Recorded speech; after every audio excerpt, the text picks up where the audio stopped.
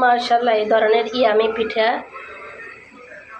বানানো দেখতে হলে এবং খাওয়ানোর উপভোগটা করতে হলে পুরো ভিডিওটা অবশ্যই কন্টিনিউ করবেন।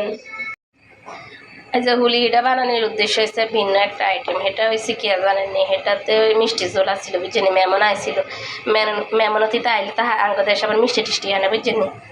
আর আঙ্গ নোয়াখালীওয়ালারা হাসিটা হুলিটা বানা বুঝছেনি। তো মেমন আইতে মিষ্টি আনছে, তো মিষ্টি ঝোল কিনে রয়ে গেছে, তাকে মিষ্টি ঝোল কি আর যা। তো হিয়ালে চিন্তা করে হিডা বানাইতে চলে এসেছি। হুলি হিডা বানাইতে এনে দিছি আন্ডা উগা দিছি, চিনি দিছি, একখানা মিষ্টি শিরাতে একখানা মিষ্টি কম হয়েছে আর বুঝছেনি।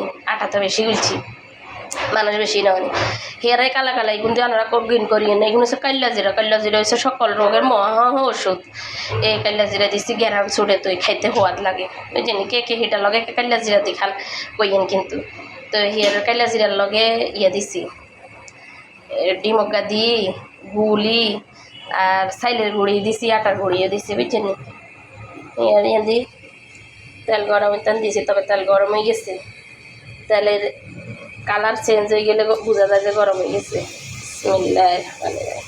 পিঠা হইতে হইতে আমি কিছু ভালোবাসার প্রতীকের কথা বলি। কেউ একজন বলেছিল আপনাকে ভীষণ ভালোবাসি। আমি বলেছিলাম কেন? সে বলেছিল আপনার কণ্ঠস্বর শুনতে ভালো লাগে, খুব মিষ্টি করে কথা বলেন, যে কেউ প্রেমে পড়বে। আমিও তাই আপনাকে ভালোবাসি। আমি বুঝছিলাম এটা তার ভালোবাসা না, এটা তার ভালো লাগা। তাই তাকে আর ভালোবাসা হলো না। একজনকে একটা গোলাপ দিয়ে বলেছিলাম ভালোবাসি। তারপর কিছুদিন পর গোলাপটা তার কাছে চাইলাম। সে বলেছিল গোলাপটা শুকিয়ে গেছে। আমি বলেছিলাম সে সৌন্দর্যের প্রতীক। সৌন্দর্য নষ্ট হয়ে গেলে সে গোলাপের মতো আমাকেও ছুঁড়ে ফেলে দিবে। তাই তাকেও ভালোবাসা হলো না। আরও একজন এসেছিল। সম্পর্কের শুরুতে তার ভালোবাসা ছিল অসীম, কিন্তু কিছুদিন পর যেতে না যেতেই বাড়ল তার অবহেলা। আমি বুঝেছিলাম সে নতুনে মুগ্ধ। একটু পুরনো হলে তার আর আগের মতো ভালো লাগে না। জীবনে সারা জীবন সঠিক মানুষটার জন্য অপেক্ষা করা ভালো, যে জীবনে আসলে আপনার ব্যক্তিত্বের প্রেমে পড়বে।